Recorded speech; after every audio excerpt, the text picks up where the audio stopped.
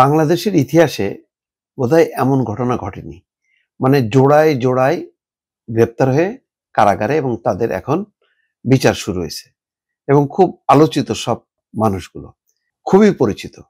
দেখেন, ওই যে সাথী, মাই টিভির মালিক সাথী, তার ছেলে খুবই জনপ্রিয় তহিদ আফ্রিদি, সবাই চেনে এক নামে।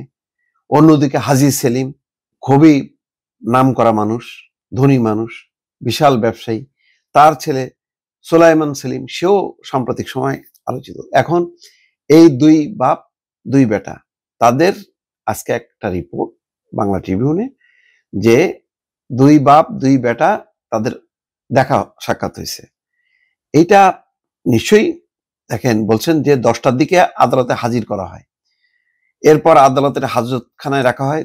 10টা 50 মিনিটের দিকে সাবেক এমপি হাজী সেলিম, সুলাইমান সেলিম, গোলাম কিবরিয়া টিপু সহ তাদের হেলমেট, বুলেট প্রুফ জ্যাকেট এবং হাতকড়া পরানো হয়। 9 মিনিট পর তাদের দ্বিতীয় তলার 27 নম্বর কোর্টে ওঠানো হয়। আদালতে ওঠানোর সময় সাংবাদিকদের উদ্দেশ্যে তহিদ আফ্রিদি বলেন, আমার বাচ্চা হবে, দোয়া করবেন।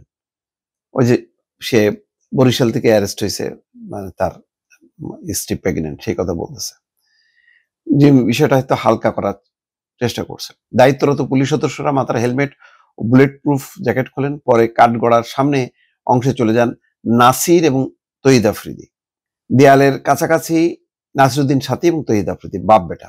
দেয়ালের কাছাকাছি দাঁড়ান তহিদ আফ্রিদি, লোহার ব্যারিকেডের পাশে নাসিরুদ্দিন সাথী। সেখানে 2 মিনিটের মতো কথা বলেন বিচারক এলে তাদের আলাপ থেমে যায়।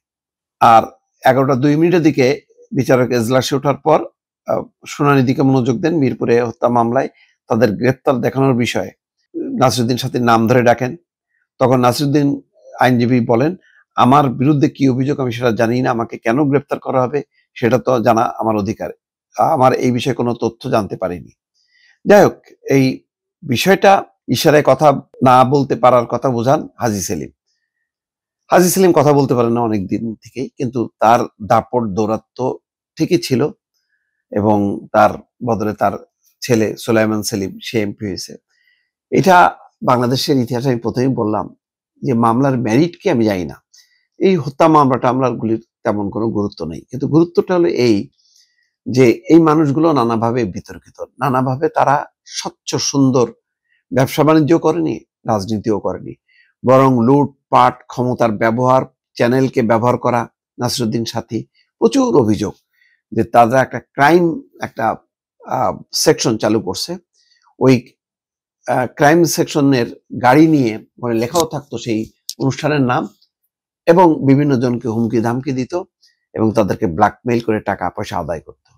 অথচ তহিদ আফ্রিদি কিন্তু ভালো একটা তরুণদেরকে উজ্জীবিত করার মতন প্রোগ্রাম করত, কিন্তু ওই পরে ওই ডিবির হারুনের পাল্লায় পড়ে ওই ঘুরে ফিরে সে নিয়ন্ত্রণ ক্ষমতাটা ব্যবহার করতে গেছে, অন্য কন্টেন্ট ক্রিয়েটরদের উপর প্রভাব বিস্তার করছে, তাদেরকে বাধাগ্রস্ত করছে এবং ওই সরকারের ঘুরে ফিরে সরকারের ক্ষমতা, অথচ তার নিজের প্রতিভাকে যদি সে উজ্জীবিত করতো তাহলে কিন্তু সে বাপের থেকে আলাদা হতো।